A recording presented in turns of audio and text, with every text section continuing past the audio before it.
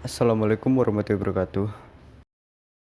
Perkenalkan, nama saya Nurkholik Ardiansyah, nomor absen 24 dari kelas 10 IPS 1. Dalam video ini, saya akan menyampaikan hasil teks eksposisi yang saya buat mengenai permasalahan hukum yang ada di Indonesia.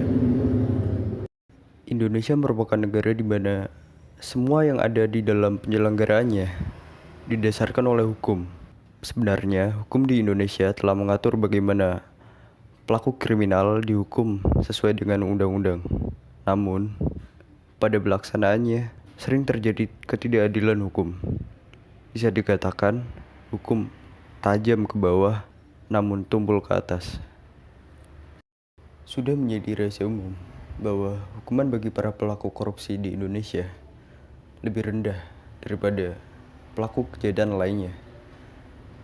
Bahkan, ada beberapa koruptor yang mendapatkan lapas yang sekelas hotel mewah, dan ada pula koruptor yang mendapatkan pengurangan masa tahanan hanya karena alasan yang tidak logis.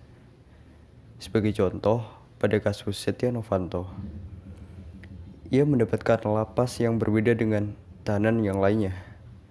Lapas yang ia huni lebih besar dan lebih mewah, bahkan sekelas dengan hotel-hotel bintang 5. Ombudsman bahkan menemukan ponsel di dalam lapas yang ia huni. Ada pula contoh kasus korupsi yang lainnya, yaitu pada kasus korupsi Juliari Batubara. Majelis hukum yang menentukan hukuman Juliari Batubara menyatakan bahwa hukuman yang ia terima akan dikurangi hanya karena cacian dan cercaan masyarakat yang dilontarkan melalui sosial media. Tentu saja, hal ini tidak sebanding dengan apa yang dilakukan oleh Juliari Batubara. Majelis hukum hanya menentukan hukuman sebanyak 12 tahun penjara untuk Juliari Batubara. Hukum di Indonesia hanya tegas ketika berhadapan dengan rakyat kecil saja. Sebagai contoh, kita bisa mengingat kasus Nenek Asyani. Beliau terancam mendapatkan hukuman 5 tahun penjara hanya karena dugaan kasus pencurian kayu.